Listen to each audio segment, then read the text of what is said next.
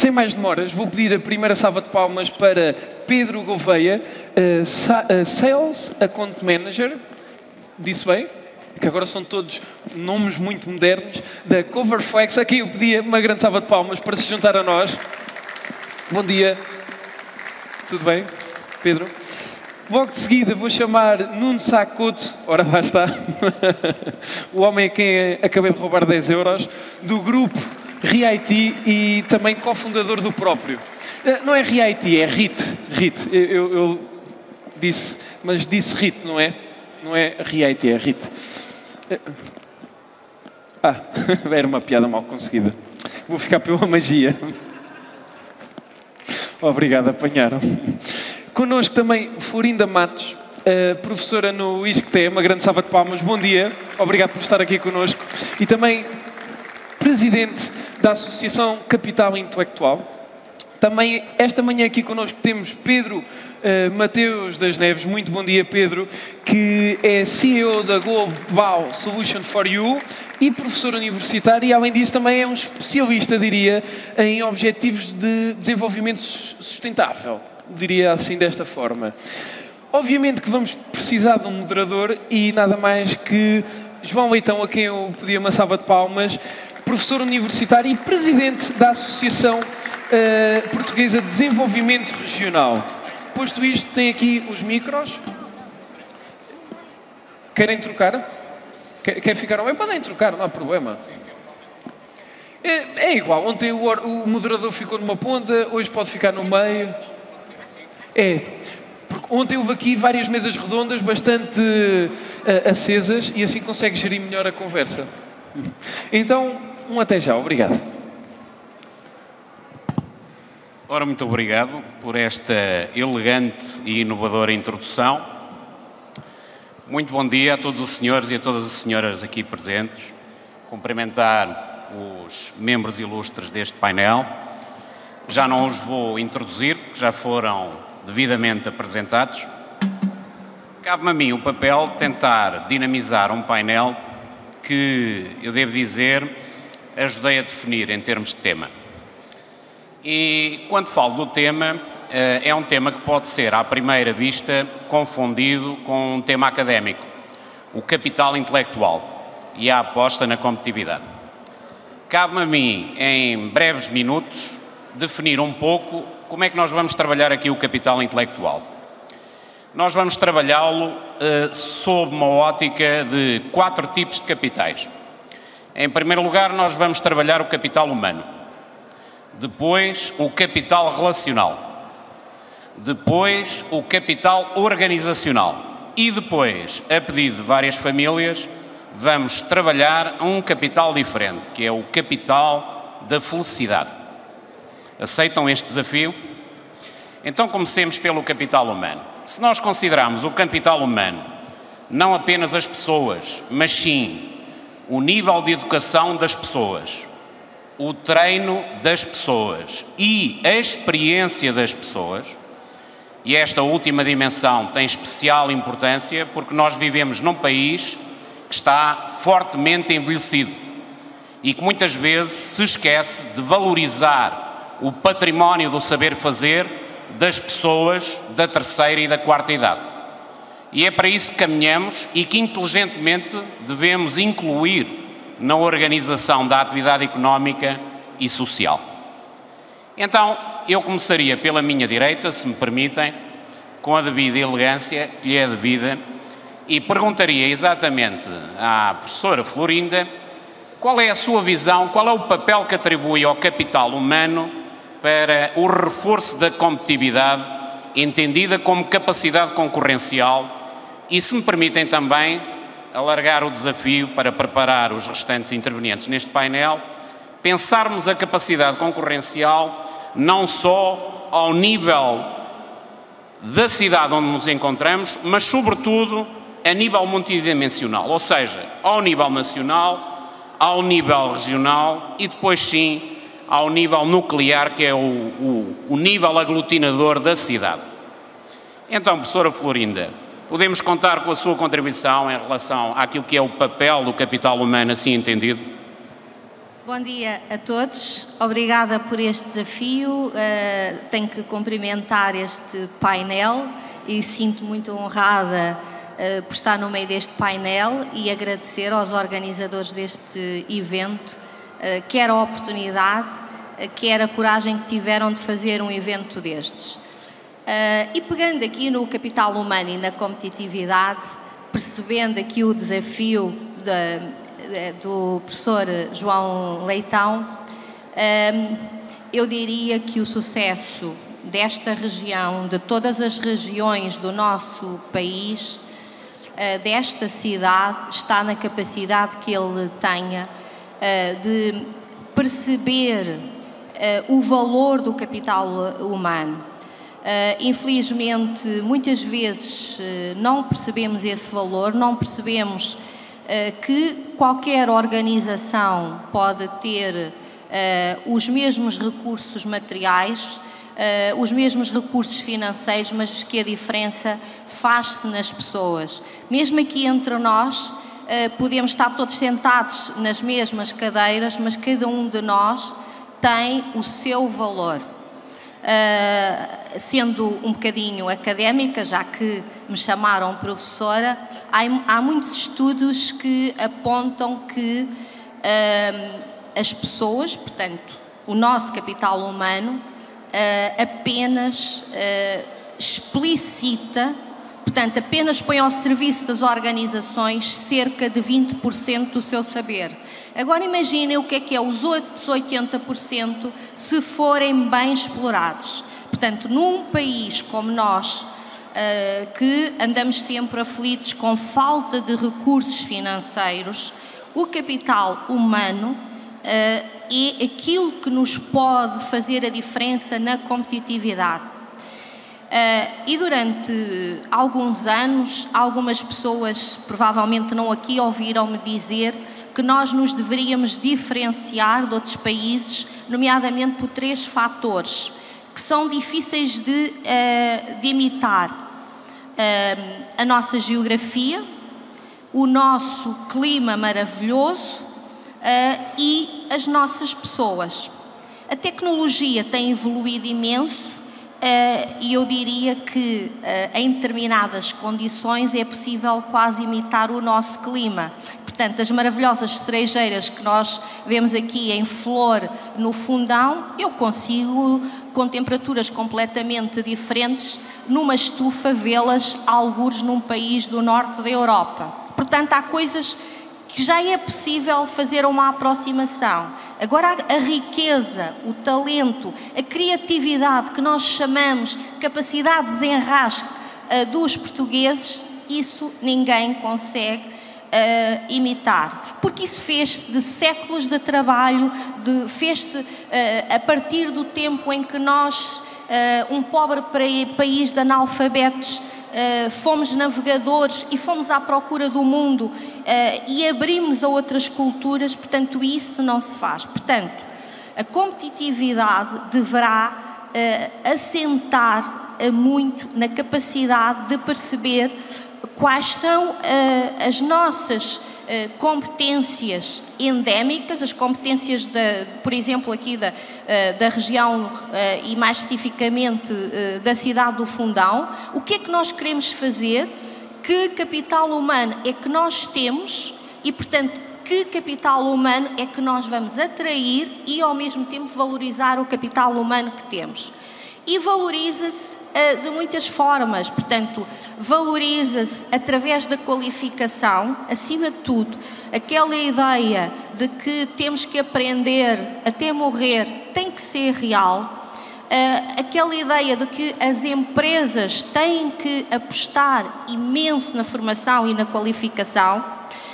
Eu estou a liderar um projeto europeu que começou em junho do ano passado, que é um projeto de 4 anos, que basicamente visa identificar quais são as necessidades de qualificação das PMEs e, a partir daí, tentar propor programas para essa qualificação e melhorar essa qualificação para a competitividade. Portanto, isto é um projeto que envolve a Grécia, a Macedónia do Norte, a Alemanha, a Áustria e Portugal. E, efetivamente, nos estudos preliminares que nós já fizemos, percebemos que aspectos como a gestão do conhecimento, aspectos como a importância da sustentabilidade, o conhecer os objetivos de desenvolvimento sustentável, etc., ainda são muito desconhecidos de uma grande percentagem de PMEs que nós analisámos e que certamente não hão de ser muito diferentes daquelas aqui da região. Portanto, é preciso apostar nesta qualificação, mas não é qualificar por qualificar. As pessoas têm que perceber porque é que aquela qualificação é importante para o seu futuro. Por outro lado, temos que procurar cada vez mais apostar em emprego diferenciado. Portanto, nós não podemos competir com uma fábrica de têxtil aqui da zona do Fundão, não pode competir com uma fábrica da China que de um dia para o outro consegue aumentar o número de pessoas. Portanto, nós não podemos competir pelo número de pessoas, nós temos que nos diferenciar pela qualidade daquilo que fazemos ou pela inovação daquilo que fazemos. E é essa inovação que vem das pessoas. Portanto, ninguém pensa fazer inovação utilizando a inteligência artificial, etc. Portanto, para dar aqui a palavra a outro colega, senão o professor João Leitão manda-me calar e eu não me calava com este tema a manhã inteira.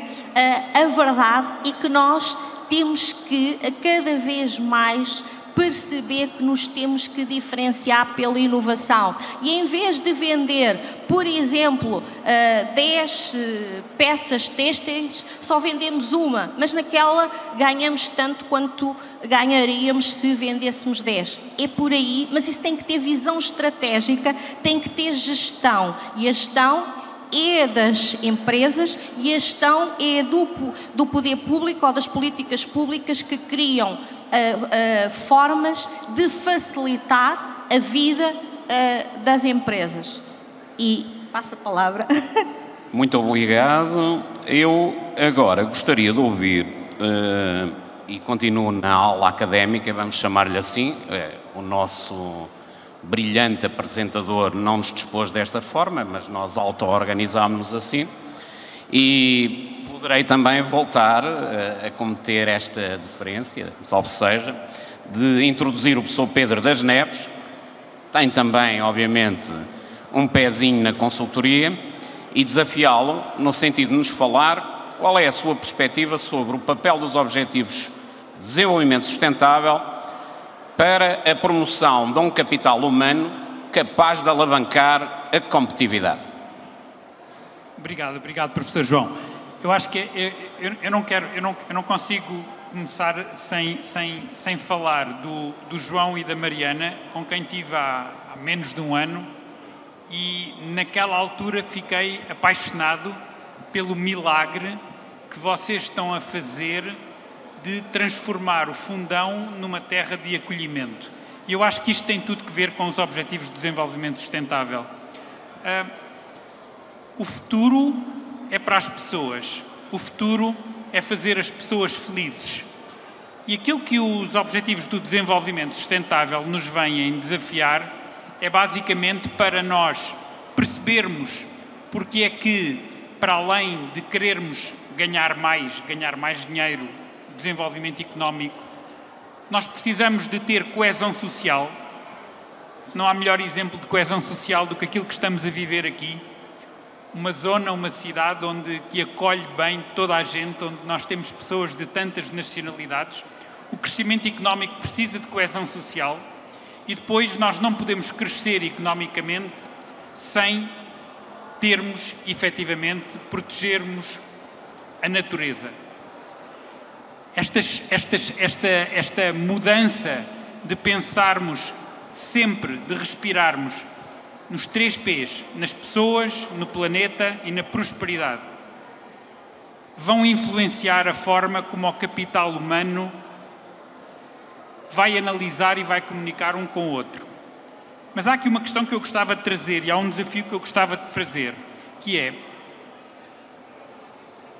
as cidades são capital humano, as cidades têm personalidade.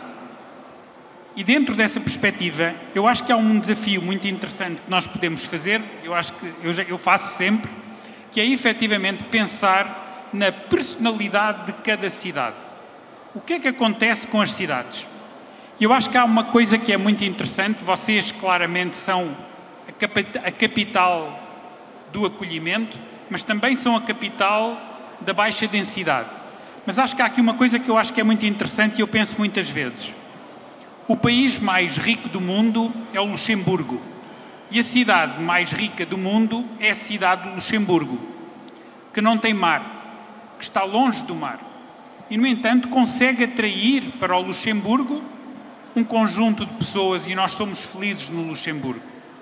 Eu acho que nós temos todos um desafio muito grande, eu vou usar os nomes dos meus filhos. Quando a Dona Catarina sai de Portugal, em Portugal ganha 8 euros por hora. E quando a Dona Catarina chega a Genebra ou ao Luxemburgo e ganha 30 euros por hora a fazer exatamente a mesma coisa. Ou quando o Sr. Bernardo sai de Portugal e ganha 8 euros por hora e em Genebra ganha 30 euros por hora, o que é que se faz? O que é que se passa? E aquilo que neste momento nós estamos a ver é que as cidades conseguem criar um ambiente para que nós possamos ganhar mais. Como é que a mesma pessoa em Portugal ganha 8 e quando chega a Genebra ganha 30? E esta é uma maravilha. E esta é a maravilha de nós querermos ir para Genebra, de nós querermos ir para o Luxemburgo. Aquilo que neste momento está a ser muito interessante é, e aqui respira-se isso, as pessoas querem vir para o Fundão. E esta magia de querer transformar um território num destino de acolhimento é uma magia. Eu acho que uma coisa que vai ser muito interessante em termos de competitividade é efetivamente nós vermos, e eu penso que nós todos temos a obrigação de fazer isso, a nível de PIB das cidades, mas a nível mais importante do que o PIB das cidades é quanto é que se ganha por hora no Fundão. E nós neste momento começarmos a pensar como é que nós efetivamente vamos contribuir, e vocês aqui são um piloto, não são um piloto para Portugal, são um piloto para a Europa, são um piloto para o mundo, de como é que nós podemos efetivamente fazer crescer. E esta é uma questão que eu acho que é maravilhosa. E este é o desafio, como é que nós vamos pegar no capital humano que está cá, no capital humano que vem para cá, e valorizarmos o capital humano, porque quando nós valorizamos o capital humano, valorizamos o capital das nossas cidades. Muito obrigado. Eu avançaria agora para a minha ala esquerda, mudando para a segunda dimensão de capital. Nuno Sá Couto, para tratarmos do capital relacional, porque é tema que é pouco falado, é pouco debatido. A importância das relações, a importância das redes e a capitalização num mundo que está estruturado em rede. Ou seja, a percepção exata de que mais utilizadores, mais colaboradores, mais pessoas felizes, significa maior valor acrescentado. Portanto, o desafio que eu coloco agora ao Nuno Sá Couto é contar com a sua contribuição ao nível de uma melhor explicação para todos nós aqui presentes sobre o papel das relações para o reforço da competitividade. Ora, muito bom dia. É sempre um desafio falar depois dos meus ilustres colegas de painel, especialmente ilustres professores, e obrigado também pelo convite para estar cá. Eu acrescentaria, se me permite, voltar um bocadinho atrás e acrescentar uma dimensão que eu acho que falhou. Não falhou, mas eu gostaria de a reforçar no capital humano, que é a dimensão da saúde. Nós falamos na educação, na formação, na experiência, e hoje em dia há uma quarta dimensão que eu acho que é cada vez mais relevante, que é... Se nos der tempo, lá iremos. Muito bem. Dentro do capital da felicidade. Pode ser? De acordo.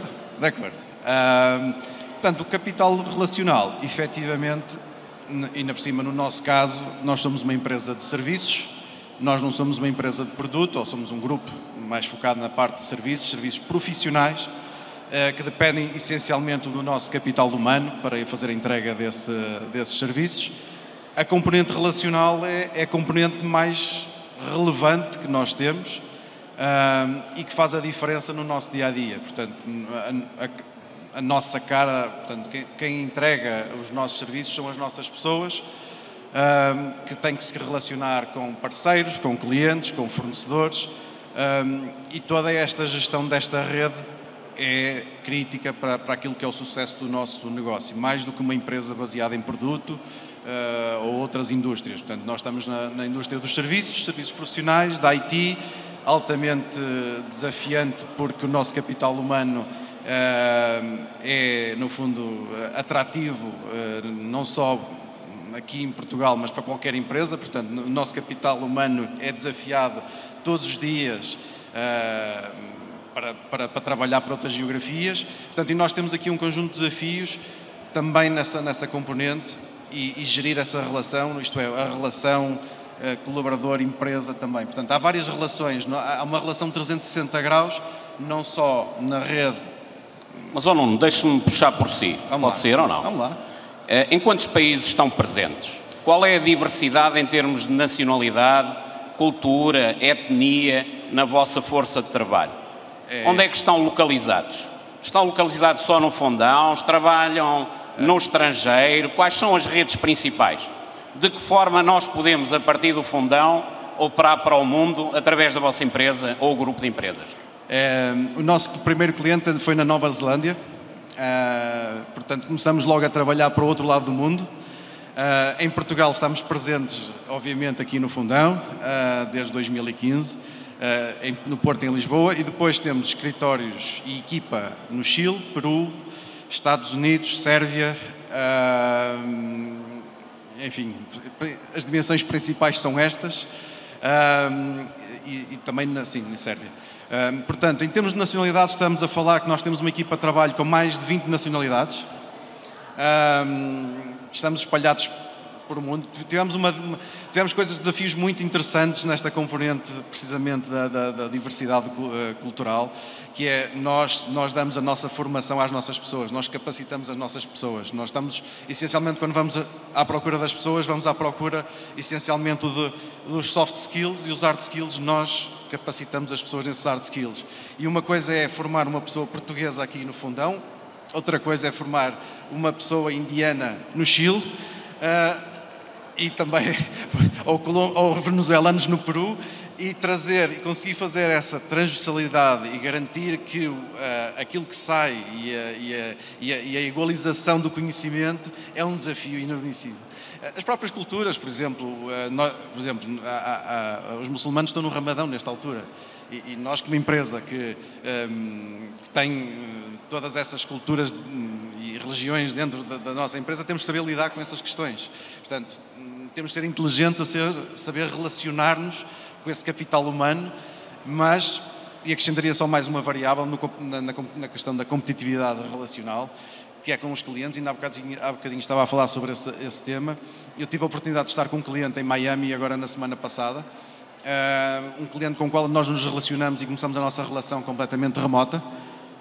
O que é facto é que, e pode ser aqui um bocadinho velha guarda, mas eu senti-me muito mais entusiasmado, foi muito mais vibrante a semana que eu estive lá com o cliente e aquilo que nós discutimos, aquilo que falamos, aquilo que foram as possibilidades que nós tivemos estando lá, do que fazendo tudo remoto.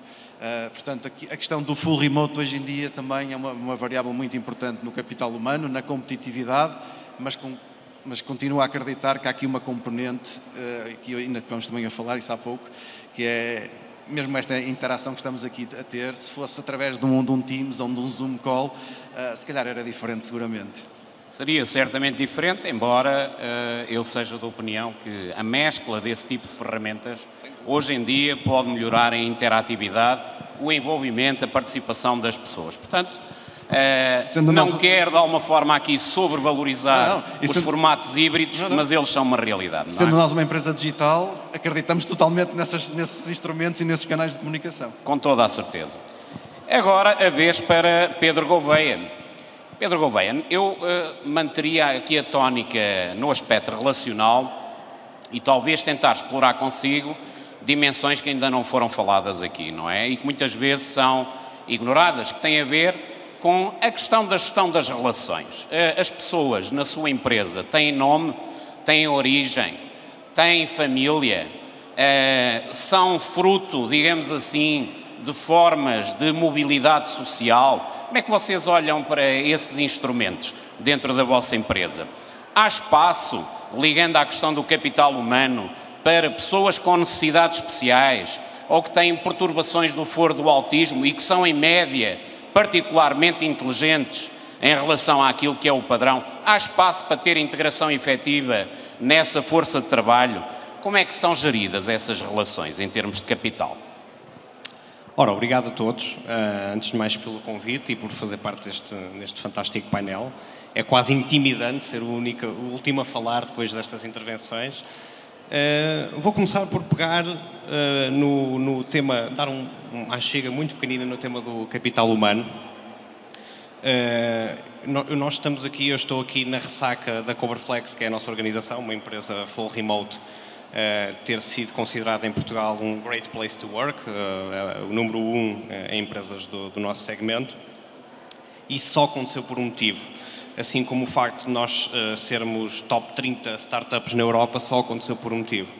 Pelas pessoas que lá trabalham, pelo seu capital humano e pela força de todo o nosso grupo e de todos os stakeholders que estão à nossa volta e da nossa envolvência com eles. E pegando aqui no tema do capital relacional, a comunicação hoje é central em todo tipo de relações. Nós hoje já não estamos na era do caixeiro viajante, onde existe uma troca comercial direta e é um fim de linha. Isto não existe hoje. Hoje, a empresa, quando faz a introdução, é tão importante essa introdução como a permanência com quem está do outro lado, o acompanhamento e impactar a comunidade, ok? Isto é algo fundamental, em particular para quem tem uma missão como nós temos na Coverflex. O nosso intuito é revolucionar a compensação, é isso que nós queremos fazer, é criar um Compensation OS para todos os colaboradores a nível mundial. Começamos em Portugal, estamos em Itália, agora também, mas acima de tudo, para fazer este processo tem que existir acompanhamento à empresa. Nós estamos quase num setor que é B2B2C, onde nós estamos a comunicar com a empresa, mas há um colaborador que é impactado numa fase final e é fundamental existir este acompanhamento, existir uma formação, conseguirmos aumentar até o nível de literacia financeira. É um trabalho que nunca acaba. Pegando no tema em específico que o João me colocou, o facto de sermos full remote, uma das grandes capacidades é a diversidade que isso dá e a capacidade que isso dá à empresa. Nós hoje temos colaboradores de 8 países diferentes, trabalhamos em 3 fusos horários diferentes. Eu acho que a Coverflex partiu de uma posição privilegiada, porque nasceu no remote, ela não teve que se converter. Isso faz com que desde o dia 0 ela já criasse uma estrutura que estivesse pronta a responder àquilo que são os desafios do remote, que existem como existem em todos os modelos. Agora, isso dá-nos um leque de possibilidades muito grande. No que toca à diversidade, acho que todas as organizações no mundo têm sempre mais caminho para fazer. Isso é algo que para nós é claro. Nós hoje, por exemplo, no que toca a pessoas que sejam portadoras de deficiência, trabalhamos com associações que existem em Portugal próprias para o efeito, para nos fazer chegar candidaturas apropriadas. Portanto, existe espaço para as incluir, mas acho que é um caminho ongoing e temos todos que ter essa humildade de saber que podemos e devemos fazer melhor e podemos e devemos impactar ainda mais a comunidade. Muito obrigado. A fase do quebra-gelo já passou. Agora vamos falar de algo que é mesmo difícil em Portugal e ainda não é perfeitamente compreendido, que é esta questão do capital organizacional. E o capital organizacional, embora possa ser simplificado em termos de sinónimo, é a gestão e a qualidade da gestão. Obviamente nós temos entre nós convidados e convidada que nos podem falar nesta perspectiva usando os sistemas. Sobretudo numa fase em que a inteligência artificial vai destruir emprego, mas vai também contribuir para a criação de novo emprego altamente qualificado. A questão da desmaterialização dos processos e a digitalização acelera a velocidade com que podemos inovar ao nível organizacional e com podemos chegar aos mercados distantes e ao cliente final e, sobretudo, a questão crónica. Nós temos um problema de gestão em Portugal. Não obstante termos excelentes gestoras e gestores.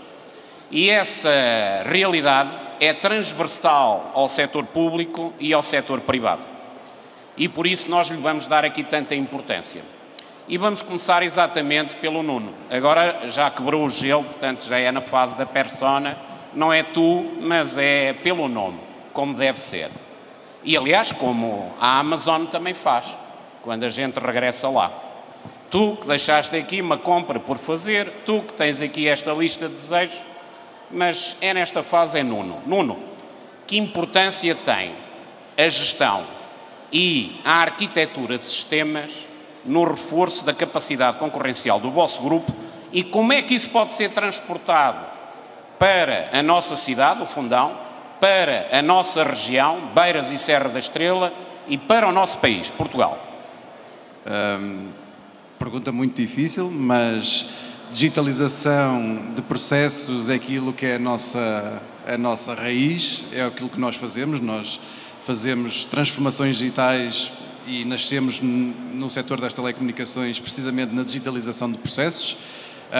É o nosso DNA de todo o grupo, é precisamente aumentar a eficiência operacional através da digitalização de processos, obviamente cada vez mais alavancado nos temas da inteligência artificial, que vai precisamente até neste ponto, que agora também por tu estavas a dizer, da alta personalização, da hiperpersonalização, obviamente que isso tudo vem com um apoio muito grande dos modelos de data science, de recomendações, etc., de forecasting.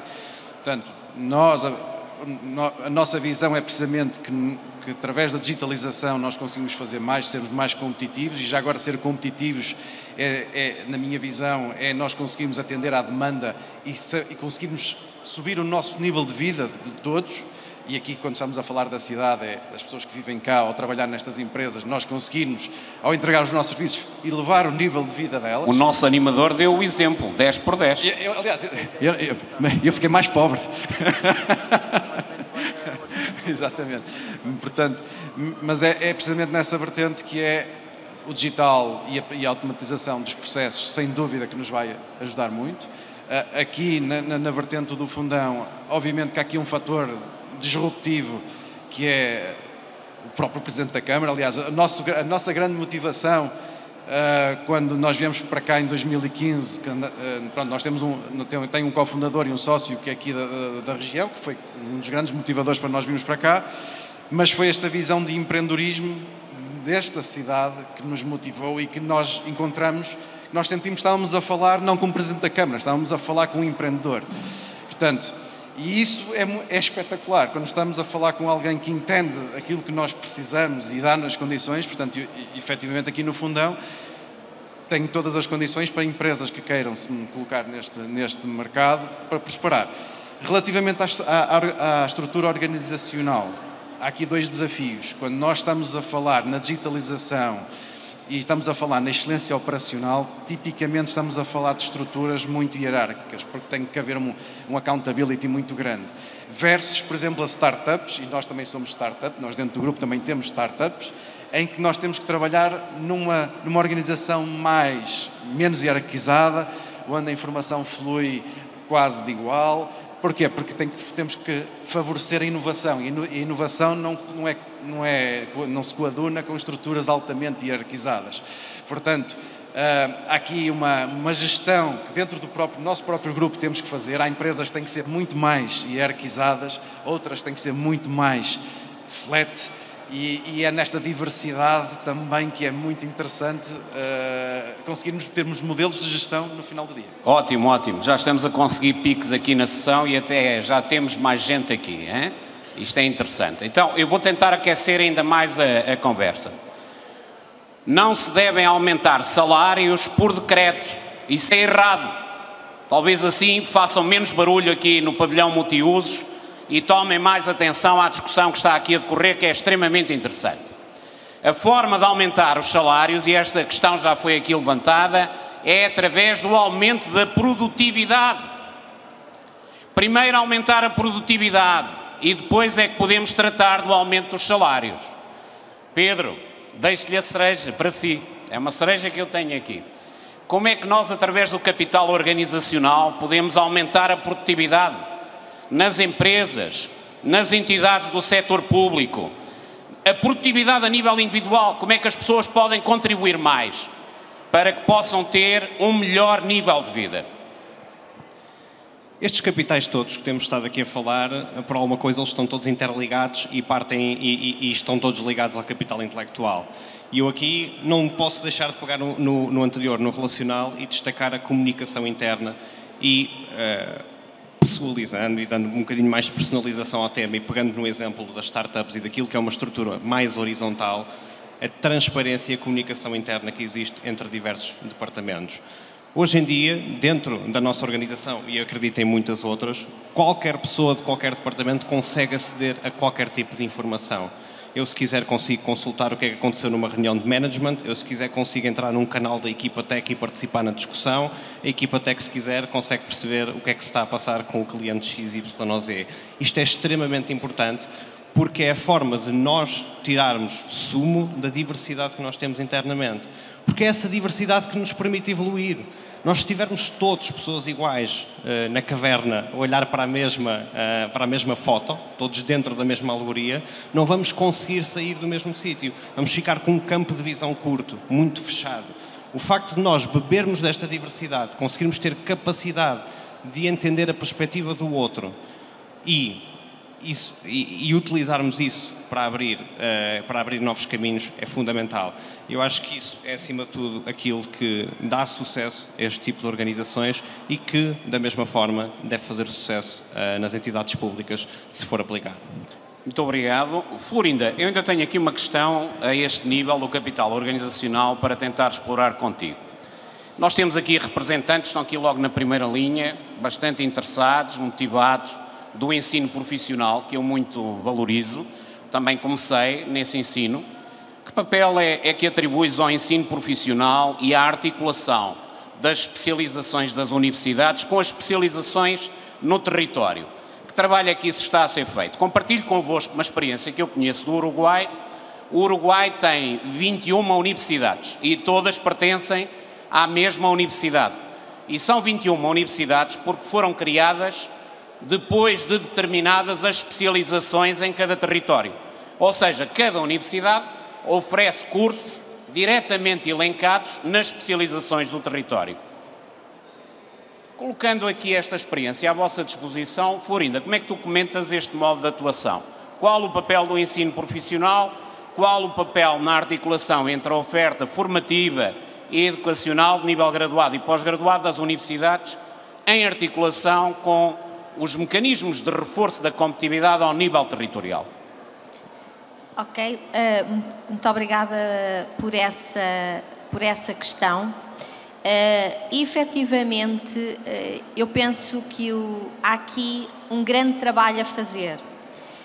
E nós estamos a falar de gestão, de capital organizacional e, como em muitas áreas empresariais, também nos sistemas públicos, e até porque as escolas profissionais, as universidades e os politécnicos acabam por estar todos ligados ao sistema público, portanto alguns são de âmbito privado, falta uma gestão estratégica que permita esta integração, que estás a dar o exemplo do Uruguai. E então corremos o risco de, numa dada região, ter ofertas profissionais que não têm a ver com aquilo que são as competências e a estratégia da região. Ou seja, seria necessário, em primeiro lugar, uma gestão estratégica, depois uma gestão operacional, que efetivamente olhe para aquilo que é o plano estratégico daquela região ou daquela cidade, depende da envolvência, e pegando aqui no caso do Fundão, o que é que nós queremos fazer, quais vão ser as nossas áreas de negócio, que tipo de investimentos nós queremos. Sim. E em função disso, conseguir definir os programas de qualificação profissional. Muitas das nossas empresas, e em eventos como este, eu ouço as empresas dizerem: ok, os centros de formação profissional não produzem as qualificações que nós precisamos para as pessoas que temos neste momento no mercado de trabalho. E nós perguntamos porquê. Isso, por exemplo, faz com que os planos de qualificação que existem no Fundão não têm que ser iguais aos que existem em Santarém, portanto na cidade onde eu estou, que por acaso tem o maior centro de formação profissional do país. Portanto, tem que haver uma articulação entre aquilo que é efetivamente as necessidades produtivas e competitivas da região, e isso depois tem que estar ligado àquilo que são as instituições de ensino superior. Ou seja, se nós precisamos de ter instituições de ensino superior que possam dar depois continuidade, por exemplo, aos jovens que passam pela formação profissional, mas que decidem ir para a universidade, mas também responder às mesmas áreas que foram definidas para a formação profissional. E essa formação profissional tem que ser muito valorizada. É muito difícil, por exemplo, explicar, não aos jovens, mas aos pais de muitos jovens, que a formação profissional, num centro de formação profissional, é altamente valorizada e pode ser tão importante como esse jovem ir para o ensino superior. Portanto, nós temos que perceber cada vez mais a importância da formação profissional. Eu dou um exemplo. Eu, muitas vezes, tenho que sujeitar o meu tempo àquilo que são as necessidades da instituição onde trabalho. No entanto, em várias áreas de especialidade mais profissional, dou-vos um exemplo: um eletricista, um canalizador, eu tenho que me sujeitar ao tempo dessa pessoa. Essa pessoa vai prestar-me o serviço quando pode e tem que me sujeitar ao valor que ele cobra, porque eu não posso definir o preço. Porquê? Porque há escassez de profissões que vêm muitas vezes das áreas de qualificação profissional. Portanto, essencial haver uma grande articulação entre as estratégias de cada cidade, de cada região, e aquilo que é a oferta formativa e de ensino e que muitas vezes não existe. Portanto, temos de trabalhar todos juntos. Muito obrigado. Moderar um painel assim é fácil, não é? A Florinda acabou por dar um mote para a questão que eu tenho para o Pedro, que é outra cereja, digamos assim.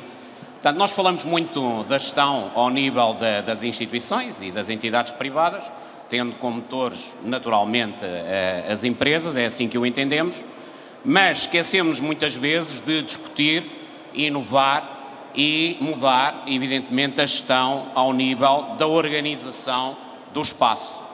E a questão para o Pedro, atendendo à sua ampla experiência profissional, é: que mudanças teríamos que nós fazer ao nível da gestão do espaço? Que modelo? Cidade, conjunto de cidades, regiões, modelos suprarregionais? Que modelo? Que modelo para reforçar a competitividade territorial a esse nível? Serve? O atual figurino serve? Eu acho que é muito interessante e neste momento eu diria que nós temos, por um lado, uma economia planificada e, por outro lado, nós vamos ter um mercado livre e nós, no fundo, vamos encontrar aqui, de alguma forma, no meio alguma virtude. Eu acho que quando nós hoje olhamos para o território em Portugal, nós hoje vemos algumas marcas que estão a acontecer e penso que a pergunta é: porquê é que estão a acontecer e porquê é que estão a acontecer aqui? Eu acho que nós neste momento temos uma marca muito grande, o motor no norte é a Braga, e é Braga porque tem a Universidade do Minho associada a Braga. Eu acho que nós vemos um motor grande neste momento no Fundão. Eu estou maravilhado aqui. Eu estou dentro de um laboratório e não consigo deixar de olhar à volta e querer compreender como é que há magia, porque como é que se faz magia? Este é outro grande polo. Eu acho que neste momento nós temos uma marca de território enorme, que é efetivamente Oeiras. Oeiras, neste momento, sabe-se o que é que se vai ter em Oeiras. Eu acho que neste momento nós temos uma outra grande marca, que é Odmira. E aquilo que eu acho que é muito interessante é que estas marcas são marcas completamente diferentes. Ou seja, nós hoje já não estamos a falar de Lisboa, nós hoje já não estamos a falar do Porto, nós hoje já não estamos a falar de Coimbra, nós hoje já não estamos a falar de Faro.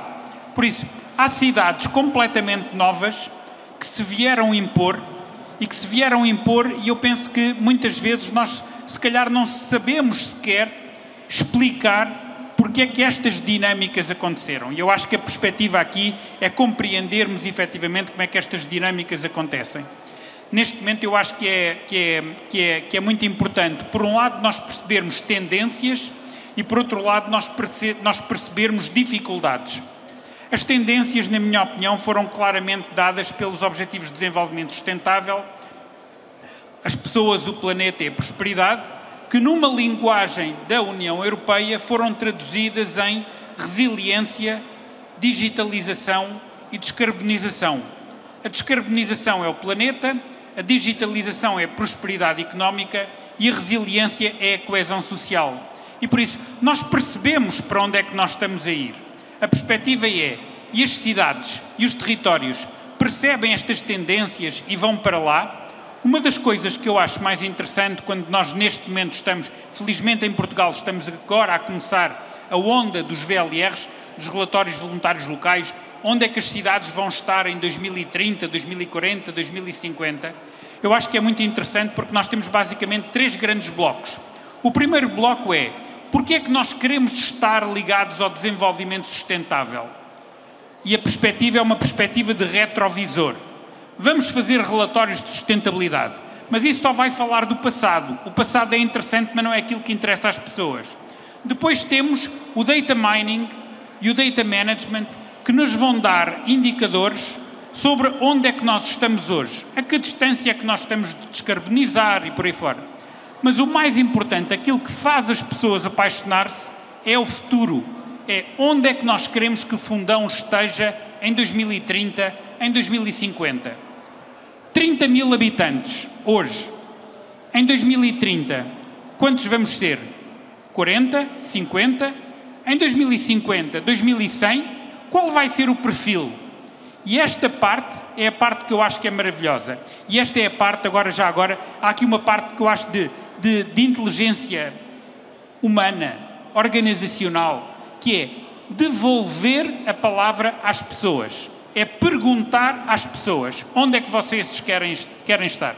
Eu achei muito engraçado porque quando estava a fazer o relatório voluntário local para Mafra, a certa altura havia o receio de que se fosse fazer a pergunta à população, nomeadamente aos empresários, que eles fossem fazer exigências ao município. E então houve ali um debate, devemos alargar a pergunta à sociedade civil, às empresas? E foi muito interessante, porque quando se foi falar com as empresas, quando se foi falar com os empresários disseram: o que nós queremos é aumentar a produtividade.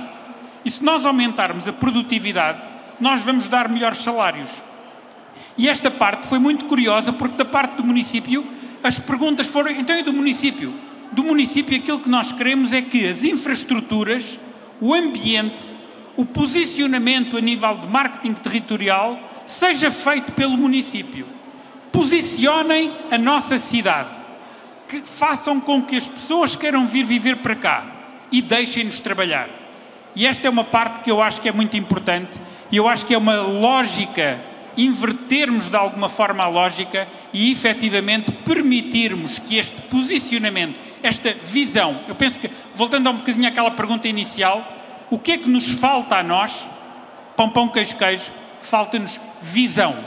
Nós estamos sempre a olhar para os relatórios, a falar do passado e não temos coragem de dizer onde é que queremos estar em 2030, onde é que queremos estar em 2050.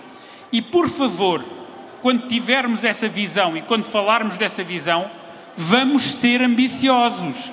Porque se não formos ambiciosos, não vamos sair e não vamos chegar a lado nenhum. E por isso a perspectiva é onde é que nós queremos estar, que objetivos é que vamos definir e depois vamos trabalhar em conjunto para lá chegar. É importante sermos ambiciosos, no plural, mas também deixarmos de ser provincianos e provincianas, que é uma forma como ainda nos veem, mas não é a forma, permite-me só, Florinda, mas não é a forma como nós nos vemos e como nós atuamos diariamente. E isto porquê? E porquê é que eu quero introduzir aqui esta questão? A questão subjetiva da felicidade tem muito a ver com os argumentos, os nossos alicerces, a forma como nós nos construímos e reconstruímos e ultrapassamos as dificuldades que nos são colocadas até pela nossa localização. E a prova acabada de que isso não é uma dificuldade, é uma oportunidade, é hoje estarmos aqui e termos essa capacidade de acolher a diferença e de acabar, sobretudo, com aquele cognome que a mim, sinceramente, acho coisa do passado. Ense, covilhanense, fundanense, silvarense. Acabemos com os enses, cidadãos e cidadãs do mundo, abertas para o mundo. Não interessa a origem, interessa a capacidade, interessa a ambição, a forma como nos colocamos no dia a dia para transformar o sítio onde vivemos, onde escolhemos viver, ou por algum motivo acabamos por viver, qualquer que seja, mas transformá-lo no sentido positivo, para o bem comum, para a partilha. E essa é uma alteração cultural que pode ser operada através do quarto capital que eu gostaria de explorar convosco. Mas como eu sou democrático e incluo toda a gente, participo, respeito, eu tinha aqui uma solicitação do meu lado direito, da Florinda. Peço-lhe a brevidade, Florinda, porque nós temos aqui pessoas com grande vontade de tratar o capital da felicidade. E eu também. Ok, obrigada, João. Eu só queria completar aqui o que o colega disse. Há imensos estudos que demonstram que as empresas que fazem a melhor gestão do capital intelectual, as cidades que fazem a melhor gestão do seu capital intelectual e os países que fazem a melhor gestão do capital intelectual são efetivamente os que estão mais avançados nos Objetivos de Desenvolvimento Sustentável. Por outro lado, quando se fala nos 3 pilares da sustentabilidade económica, social e ambiental, o pilar que, na minha ótica, é mais importante neste momento e que não tem sido dada a devida atenção é o pilar social, aquilo que nós estivemos a falar aqui das pessoas. Porque é através do pilar social que nós vamos sustentar a melhor produtividade ou que vamos sustentar o melhor ambiente, o combate às alterações climáticas. Não vamos pedir a quem não tem empregos decentes, a quem não está feliz no trabalho, a quem não tem salários decentes que esteja assim tão preocupado em salvaguardar o planeta. Lembrem-se que o ser humano, em primeiro lugar, pensa na sua subsistência e naquilo que é básico. Portanto, na medida em que nós apostarmos em melhorar o pilar social da sustentabilidade, nós vamos atingir mais rapidamente todos os outros. Aliás, para mim o insucesso das grandes conferências para conseguir melhorar os objetivos climáticos é porque elas estão muito focadas nos objetivos ambientais em vez de estarem a alavancar a parte social para atingir os outros aspectos. E já me calei, muito obrigada. Excelente. Já agora, e arrancou palmas. Já agora queria dar uma chega também neste ponto. Vamos já, deixe-me só introduzir esta questão da felicidade. Vocês sabem que uma das medidas que é utilizada para medir se estamos melhor ou pior é de facto aquela medida macroeconómica chamada Produto Interno Bruto. Isso é uma medida que traduz a preços reais ou constantes aquilo que se produz e aquilo que se consome numa determinada unidade espacial. Pode ser numa aldeia, pode ser dentro de casa, pode ser numa região, no país, isso é indiferente, está certo? E o que está agora em discussão é agregar a essa medida medidas de felicidade, onde necessariamente o conforto, a motivação, o equilíbrio, o bem-estar, obviamente a saúde física, a saúde mental e, necessariamente, a integração e a inclusão em termos plenos na comunidade onde atuamos. E esse capital de felicidade interage claramente com os outros 3 tipos de capital que nós temos. Pessoa feliz é pessoa automotivada, não precisa que a motivem. Ela automotiva-se e isso tem um efeito que extravasa, acaba por contagiar positivamente também as outras pessoas. E, portanto, criar organizações e gerir organizações, cidades, regiões ou países felizes é uma aposta estratégica fundamental e, como a Florinda aqui referia, dando outro cuidado ao pilar social. O pilar social não pode ser pura e simplesmente dar apoios diretos ou subsídios. O pilar social tem que ser algo muito mais sofisticado do ponto de vista da inteligência, como nós tornamos úteis as pessoas e as recuperamos e as integramos e as valorizamos e, sobretudo, na forma como elas podem escalar socialmente e na comunidade nas diversas atividades que elas exerçam, seja como pessoas ou como profissionais. E é por isso que eu quero começar pelo Nuno, para perceber melhor da sua experiência e da sua visão como é que formas de dinamização da felicidade em contexto organizacional, novas formas de compensação que não passem exclusivamente pela remuneração, promoção da saúde física e da saúde mental em contexto organizacional, como é que isso pode ajudar ao reforço da nossa capacidade concorrencial e competitiva. Porque ser competitivo não é pecado. Ser competitivo é ser capaz, é ser aceite em termos internacionais, ok? É ser também reconhecido. É isso que é ser competitivo. Não se confunda com ser predatório. Ser competitivo é ser capaz de aspirar a mais. Permite-me então que possa voltar só um bocadinho atrás e naquela pergunta se naquilo que era a capacitação das nossas universidades e naquilo que sai versus aquilo que são as necessidades das empresas, e estamos a falar outra vez de competitividade a escala global e nunca tivemos esse sentimento de provincialismo, de estarmos na província, de estarmos aqui no Fundão, porque nós só ao fim de 4 anos é que começamos a trabalhar para Portugal. Nós fomos sempre uma empresa a 100% a trabalhar para fora e provavelmente trabalhamos numa bolha. As pessoas ganham muito acima da média, nós pagamos salários muito acima da média, portanto, todos estes temas que eu percebo de coesão, eu se calhar não tenho muito a aportar a isso, porque nós realmente trabalhamos numa bolha um bocadinho diferenciada, mas a resposta a esse ponto, que é, se nós sentimos que há um alinhamento entre aquilo que é a produção do intelecto nas universidades e aquilo que nós precisamos, a minha resposta é muito simples e direta, é não. Está completamente desalinhado. Naquilo que são as tecnologias mais modernas, que nos permitem ter competitividade e produtividades mais altas, já agora também naquilo que podemos receber. Porque no fundo a produtividade tem que estar nesse equilíbrio, não é? Porque nós podemos oferecer depois melhores condições às nossas pessoas.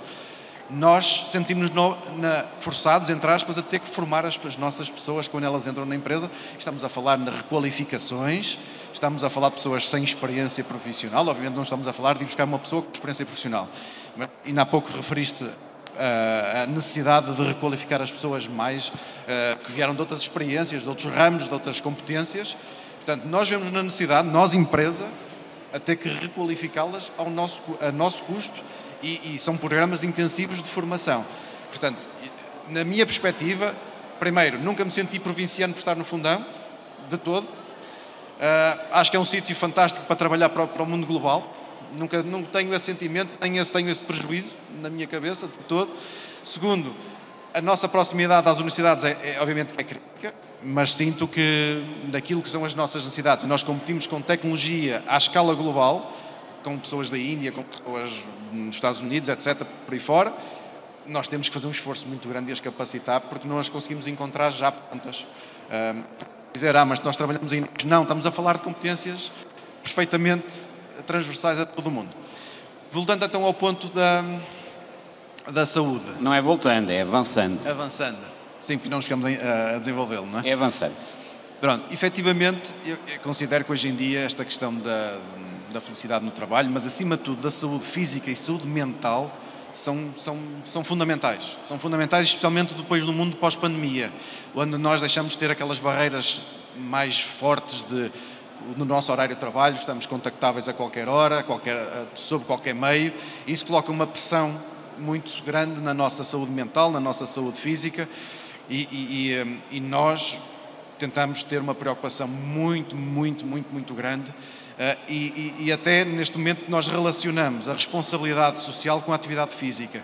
Isto é, nós temos concursos internos em que as pessoas partilham a sua atividade física, número de horas que fazem de atividade física, e as primeiras pessoas que ganham, no fundo tem um sistema de pontos, e as pessoas que ganham esses concursos depois têm vouchers para dar a instituições de caridade. Então você já recebeu vários vouchers, você apresenta-se numa condição elegante, hein? Você deve liderar esses tops. Eu, por exemplo, nesse tipo de ranking, não é? Não teria assim um grande lugar, pelo menos para já. Pelo menos para já. Sim, há esperança, evidentemente. Há esperança porque... e há espaço para a diferença e para a diversidade, não é? Não, mas mesmo em termos de massa muscular, não é? Ela não está distribuída da forma que aqui se apresenta, mas há esperança. Eu agradeço a todos. É muito simpático. Claro. Até porque eu vejo a minha própria viagem pessoal. Eu há coisa de 2 anos tinha mais 20 quilos em cima de mim, e foi, digamos que foi das coisas positivas da pandemia, foi a minha própria transformação, encontrar a minha própria felicidade com a minha saúde mental, com a minha saúde física. E atenção, isto é uma definição individual. Cada um tem que ter a sua definição de felicidade, e não é uma coisa que eu, como gestor, vou dizer: olha, a tua definição de felicidade é sentir-te X ou Y ou Z. Cada um tem que encontrar a sua definição. É uma definição totalmente personalizada, e a única coisa que eu tenho que fazer como gestor, e tu referiste há pouco, desculpa, posso tratar por tu, não posso? Claro que sim. Que é, eu só tenho I have only one job, que é efetivamente evitar que as pessoas percam a motivação. Não é dar-lhes motivação, é evitar que elas percam. Mas eu vou dizer-te, Nuno, eu neste particular esperava que fosses mais longe, mas não te vou cortar a palavra. Não vou, porque nós académicos, e falo assim, não é? Aqueles que estudamos a questão da felicidade, medimos, tentamos perceber como é que ela pode ser corrigida, superada, trabalhada, mas nós somos académicos, não é? Mas há académicos que são também empreendedores. E é por isso que eu agora dou a vez ao Pedro para que nos fale dessa perspectiva de felicidade. Temos organizações felizes em Portugal, na nossa região, na nossa cidade, nós temos organizações felizes, isso é tido como objetivo, temos plano estratégico da felicidade aí em organizações. O que é que pode partilhar connosco a esse nível? Há planos para tudo. Há planos para uma questão crítica que ainda não foi aqui falada e que provavelmente também pode ser considerada como determinante da felicidade, que é necessariamente a igualdade de género. A igualdade de género entendida como igualdade das proporções por funções exercidas. Portanto, não estou a falar de cotas, mas atenção, já fui mais contrário a cotas do que sou hoje. As cotas talvez hoje sejam mesmo justificáveis, até por outros motivos, que eventualmente nós até poderemos ainda abordar neste painel. Mas, Pedro, plano estratégico da felicidade é o repto. Teremos aí condições para desenhar ou não? Nós hoje já vemos bastantes organizações felizes, mas do trabalho todo que nós fazemos, e nós passamos horas e horas e horas a reunir, principalmente numa primeira fase com gestores de recursos humanos e diretores de recursos humanos e departamentos de people, que já são funções um bocadinho diferentes, e as coisas também já no campo dos recursos humanos começam a ganhar dimensões diferentes. O que vemos muito é que existe muitas vezes uma discrepância grande entre aquilo que é o esforço da empresa e a percepção de valor de quem está do outro lado. E esse gap é um gap que existe por um motivo. Porque a minha felicidade é minha e ninguém me a pode dar, sou eu que tenho que a conquistar. E a minha felicidade para mim vai ser uma coisa, para o Nuno vai ser outra, para o João vai ser outra, e para todos nós vão ser coisas diferentes. E só há uma hipótese de conseguir a felicidade, que é permitir a flexibilização. Sabermos dar voz ao outro e não impormos um espírito, perdoem-me a expressão, paternalista, em que nós vamos definir um one size fits all, em que pensamos numa solução e agora vamos aplicá-la de forma transversal a toda a gente. Isto é aquilo que não funciona. É efetivamente preciso, nunca perdendo aquilo que é a visão da empresa e da organização, isso nunca está em causa, mas em matéria de felicidade é preciso existir flexibilização, é preciso dar voz e deixar a própria pessoa fazer o caminho. Ó Pedro, se me permite falar aí numa questão muito interessante, ainda não abordada, e penso que aqui há espaço para isso. Como é que essa flexibilização pode ser operada ao nível dos horários de trabalho e também ao nível da política salarial? Até porque temos que introduzir aqui, obviamente, as restrições que decorrem da aplicação da lei do trabalho, não é? Como é que isso se operacionaliza? Como é que se pratica? Do ponto de vista, principalmente da nossa prática, daquilo que é o nosso tipo de organizações, eu creio que o mais importante não é se a pessoa trabalha 8 horas, se vai trabalhar 6, se vai trabalhar 4 dias, se vai trabalhar 5, se vai trabalhar 10, se vai trabalhar 15. O mais importante para mim, Pedro, na Coverflex, é saber que a empresa tem confiança em mim, em que eu vou fazer o melhor para atingir a produtividade e que eu sei qual é que é o caminho e eu conheço-me a mim próprio e sei o que é que eu tenho que fazer e quantas horas é que tenho que trabalhar. Ou seja, nós temos que passar para uma dimensão muito mais construída sobre objetivos e sobre aquilo que nós efetivamente devemos fazer e não num clássico 8 to 5 em que muitas vezes caímos no síndrome do falso impostor, em que nós estamos numa roda viva e vamos correr, porque não queremos ficar em falta com nada, mas que depois, em matéria daquilo que estamos a entregar, é muito vazio por vezes. Pedro, se me permite, há dados em termos nacionais, nomeadamente que colocam Portugal numa posição relativa sofrível, em termos do que é o indicador de felicidade, e temos situações, como é o caso da Finlândia, em que lideram anos a fio esses rankings de felicidade. E são também a par países como a Finlândia e sobretudo do centro e do norte da Europa, no contexto europeu, que apresentam o maior PIB per capita, a tal fatídica medida. No entanto, por conhecimento de causa, quando nos deslocamos a estes países, verificamos que há aquele síndrome de pessoas ricas, com tudo, mas com uma tremenda infelicidade. No entanto, traduzem isso por um elevado valor de felicidade. Como é que nós podemos transpor esta observação para a realidade portuguesa? Ou seja, um povo mais pobre, em termos médios, com mais desafios, com maiores impulsos, ainda assim tão mal cotado em termos relativos no que diz respeito à felicidade. Como é que os ODS podem trabalhar aqui a mentalidade portuguesa a esse nível?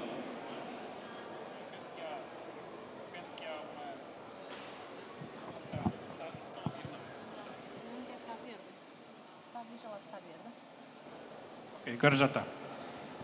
Eu penso que há uma questão que é... Eu vou chegar lá e vou chegar aos ODS. Eu acho que há uma questão que eu acho que é... Eu escrevi uma vez um artigo sobre a economia do sorriso. E a economia do sorriso é quanto é que se investe para ter um sorriso e quanto é que nós recebemos por ter um sorriso. E a lógica da economia do sorriso é que a TIR do sorriso, a taxa interna de rentabilidade de um sorriso, é infinita. Porque é muito fácil sorrir e quando nós obtemos sorrisos de volta é infinito. O sorriso da Mariana, o sorriso da Paula quando eu cheguei aqui, o sorriso do João quando eu cheguei aqui, é brutal. Esse sorriso, o sorriso de chegar a uma cidade e o sorriso de termos esse feedback é brutal. E essa é uma questão que eu acho que nós temos que saber. E eu penso que, como economistas, há uma coisa que eu acho que nós temos que... Há um trabalho muito grande a fazer, que é a humanização da economia e, de alguma forma, considerarmos e pormos em causa até que ponto é que certos indicadores não têm que ser revistos. E eu digo isto porquê? Eu digo isto porque, neste momento, falando, o primeiro emprego que eu tive foi na Finlândia. A minha formação de base é em Engenharia de Minas, só depois o doutoramento é que é em Economia, e fui na Finlândia trabalhar como mineiro. E trabalhava na Finlândia como mineiro e à sexta-feira à noite assistia a um triste evento onde toda a gente só parava de beber quando caía para o lado. Isto não pode ser felicidade. E esta questão é uma questão que é importantíssima. Neste momento, acabei agora de fazer uma investigação, dar aulas e estar a investigar no Japão, como é que as cidades japonesas estão a implementar os ODS, e neste momento achei maravilhoso porque o primeiro objetivo de Tóquio é a maior cidade do mundo, com 40 milhões de habitantes, é ter crianças a sorrir. É o sorriso das crianças. Para ter uma criança a sorrir, para um país que tem demografia negativa, significa, primeiro, tem que haver crianças. Para haver crianças, tem que haver pais que queiram ter crianças. E depois, temos que ter um sistema de educação nas escolas e em casa que faça as crianças sorrir. E isto, na minha opinião, é o caminho para a felicidade. Ou seja, onde é que nós sorrimos? Onde é que nós conseguimos ter pessoas a sorrir? E sorrir é uma atitude. E, na minha opinião, o sorriso é provocar a felicidade nos outros. Ou seja, não é estarmos à procura da nossa felicidade, mas é estarmos a pensar como é que vamos fazer os outros felizes. E para fazer os outros felizes é sorrirmos. Quando nós sorrimos, nós contagiamos. Aquilo que eu acho que é fundamental é que este sorriso, por um lado, tem um investimento zero, tem um retorno infinito e é algo que se consegue criar como atitude. O Japão, quando define, a cidade de Tóquio, quando define, nós queremos ter pessoas a sorrir, é um objetivo que está ao nosso alcance. E é dentro dessa perspectiva que eu acho que nós podemos. Eu não paro de sorrir aqui, porque aqui, esta atividade, esta economia, enfim, aqui tudo, aqui não há dúvida nenhuma, é pessoas. E aquilo que eu acho que neste momento é fundamental é isto. Por isso, há aqui uma coisa que eu acho que é muito interessante. Voltando atrás, estava esta semana no Fórum Regional dos ODS em Genebra, estamos a preparar o Fórum de Nova Iorque de julho, e a certa altura estávamos a falar da experiência de Portugal. O que é que Portugal está a fazer? Neste momento, em Portugal, nós criamos um hub de cidades lusófonas, por isso a perspectiva é nós sermos responsáveis não só por implementarmos ODS nas cidades em Portugal, mas nas cidades lusófonas. E a certa altura estava ao meu lado uma colega minha alemã e ela dizia-me: mas como é que vocês fazem? Porque vocês, o nível de desenvolvimento de Portugal não é assim tão grande. Como é que vocês conseguem fazer as coisas tão bem? E eu acho que esta é uma parte muito engraçada, que é, onde é que nós gostávamos de viver? E eu penso muitas vezes nisto. Já trabalhei em mais de 250 cidades, mais de 80 países, e eu, no final de cada viagem, eu penso sempre, eu gosto de viver onde vivo. E esta é uma questão que eu acho que é fundamental. Eu acho que aquilo que nos interessa é, nós devemos promover cidades, territórios, onde nós gostamos de viver, onde nós queremos que os nossos filhos cresçam, onde nós queremos que os nossos netos cresçam. E quando nós conseguimos isso, nessa altura, nós temos cidades felizes e nós temos a felicidade que vamos dar aos outros. Muito obrigado. Vamos tentar terminar com um sorriso sincero e com felicidade, colocando uma última questão à Florinda. Florinda, como representas, portanto, o setor da educação, que competências é que tu entendes, porque ainda acreditamos no valor da educação, não é? Que competências é que tu entendes que devem ser trabalhadas ao longo da vida para que as pessoas aprendam a ser mais felizes e a fazer os outros mais felizes? É uma pergunta difícil aqui para o fim, porque as competências nós trabalhamos só na universidade, na escola, trabalhamos-las na família, trabalhamos-las na vida.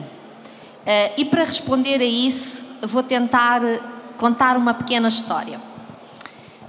Há uma empresa brasileira que eu estava a tentar lembrar-me do nome, penso que se chama Senco, cujo CEO atual chama-se Ricardo Sembler, pegou na empresa há uns anos atrás. Portanto, era uma empresa tradicional que trabalhava na área de motores para várias áreas, inclusivamente para aviões, etc.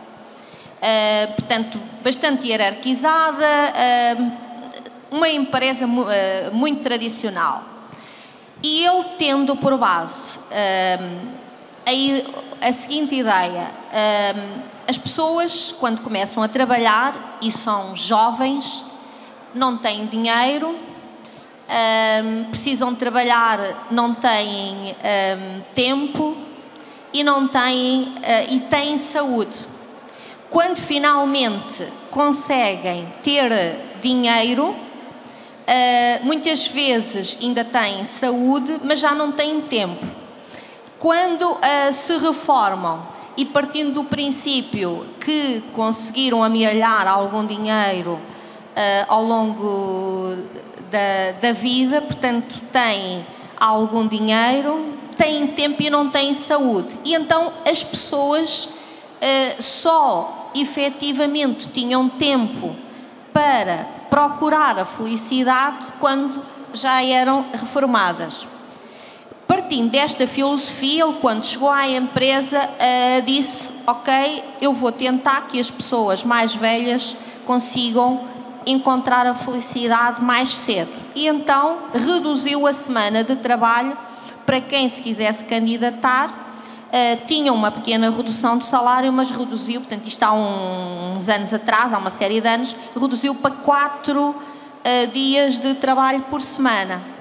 Por mais surpreendente que o que aconteceu foi que não foram os mais velhos que quiseram a semana de 4 dias, foram as pessoas mais jovens. E a quantidade de gente que se candidatou foi porque efetivamente essas pessoas queriam tempo para fazer aquilo que lhes dava gosto, que lhes dava felicidade e que os fazia mais felizes. Isto deu uma ideia ao Ricardo Sembler, que foi: as escolas não estão adaptadas para trazer felicidade às pessoas. Então vamos criar um tipo de escola um bocado alternativa, como nós falávamos aqui há pouco, em que as pessoas não tenham um programa específico, em que as pessoas possam encontrar o seu local, possam perceber como é que vão desenvolver aquelas competências e possam ser mais felizes nessa escola. E, portanto, esta empresa desenvolveu essa quantidade de escolas. Neste momento eles têm escolas no Brasil e essencialmente nos Estados Unidos, cuja filosofia é esta base de quem está na escola aprender a ser feliz. E isto leva-me um pouco para a pergunta que o João colocou: como é que nós podemos tornar as pessoas, ou que competências é que podemos desenvolver nas pessoas? Eu acho que nós não temos que desenvolver competências, nós temos que ensinar cada um a perceber como é que deve encontrar a felicidade. Porque a felicidade, a minha felicidade, ou aquilo que me faz feliz, é diferente daquilo que faz feliz cada um de nós. E quando nós depois mandamos aquelas pessoas para uma empresa, essas pessoas terão níveis de felicidade diferentes. Portanto, a própria empresa vai ter que gerir esses níveis de felicidade. Daí que, acima de tudo, é importante que isto se fale não só nas universidades, mas também em todos os níveis de ensino, que é perceber o que é que faz feliz cada uma das pessoas. E se encontrarmos o que é que faz feliz cada uma das pessoas, isso há de se refletir naquilo que é o trabalho das pessoas. E nós, portugueses, somos reconhecidos como um povo simpático, amável, que recebe os outros muito bem. Portanto, a felicidade está connosco. A única coisa que penso que nos falta é termos uma capacidade financeira para suportar essa felicidade. Muito obrigado, Florinda. Eu quero agradecer, em primeiro lugar, a todos os participantes e à participante neste painel. Acho que foi bastante rico o debate, com picos, e isso é importante também. A todos aqueles que resistiram e aquelas que resistiram estoicamente aqui a esta conversa. Foi um risco, não saiam do lugar. Foi um risco esta conversa, foi um risco trazer aqui o tópico do capital intelectual, mas nós gostamos de risco e entendemos que essa deve ser a postura, está certo? A postura deve ser trazer temas difíceis e não entendíveis por toda a gente, porque é assim que nós vamos conseguir melhorar e é nesse sentido que nós vamos querer trabalhar aqui no Fundão e no nosso país necessariamente, e isso já é um grande contributo. Aqui no Fundão, volto a repetir, e no nosso país. Muito obrigado. Antes de terminar, só uma questão que eu queria acrescentar aqui ao João. Peço desculpa interromper-vos. Eu sou ousado porque já vamos muitíssimo para lá da hora, mas estava a ouvi-la, Florinda, e concordo. Deixar aqui apenas a ressalva que Portugal é o país onde as pessoas estão mais infelizes no seu emprego. A Eurodata lançou o mês passado essa informação. E concordo, mas houve aqui uma questão que eu não concordo, foi com o João, por isso é que eu interrompi e não podia deixar terminar sem fazer essa resposta, que é, o ordenado não deve ser aumentado por decreto-lei. Eu também concordava com o João, mas como o João também mudou de opinião relativamente ao outro assunto, eu também mudei. Houve um senhor que ganhou umas eleições de um país há pouco tempo, há 3 anos, e disse assim, peço desculpa, o liberalismo falhou, porque para nós o liberalismo é como uma pirâmide de copos, em que pomos o primeiro copo a encher com água e vai caindo para os outros copos e vão enchendo os copos. E vamos aumentando os copos. E porquê que falhou? Nós reduzimos as taxas, nós reduzimos a inflação às empresas para acrescentarem mais copos. O que aconteceu foi o copo superior aumentou, os outros ficaram iguais. Joe Biden, 6 meses depois de ter sido eleito Presidente da América. Permitam-me, mas afinal tínhamos mais um orador. Ele estava omisso. Muito obrigado. Muito obrigado a este maravilhoso painel. Uma salva de palmas para eles. Não saiam do lugar que eu tenho aqui um brinde para vós. Vou começar à minha esquerda. Muito obrigado em nome da Câmara Municipal do Fundão. João, um brinde. E tenho também para o Nuno.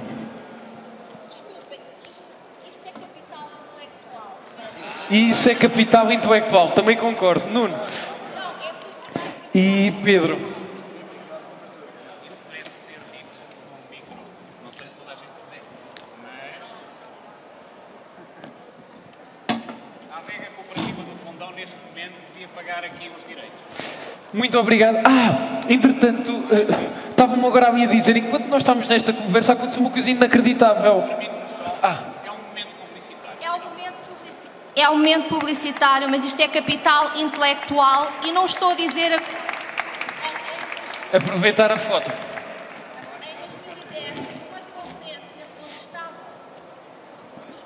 Em 2010, numa conferência onde estavam os chamados principais gurus do capital intelectual, ofereci uma garrafa de vinho e disse, isto é capital intelectual português. Está aqui muito conhecimento, muita sabedoria e muito trabalho, e isto é capital relacional também. Portanto, isto nós também podemos utilizar para valorizar esta região e muitas regiões do país. Uma salva de palmas. Pedro Gouveia, Nuno Sacuto, Florinda Matos, Pedro Mateus das Neves e o nosso moderador João Leitão. Muito obrigado por este maravilhoso painel.